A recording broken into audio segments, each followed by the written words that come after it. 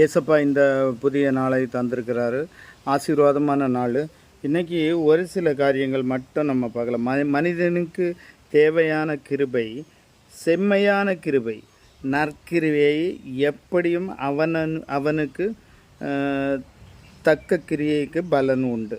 மற்ற கிரியை புறம்பே தள்ளிவிட்டு மேற்கூறிய கிரியையை செய்து ஒப்பு கொடுப்போம்.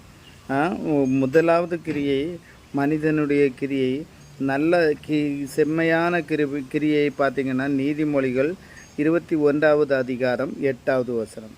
அடுத்தது பார்த்திங்கன்னா மனிதனது கிரியை நற்கிரியை. இந்த நற்கிரியைன்றது வேறு லெவல் பாருங்கள்.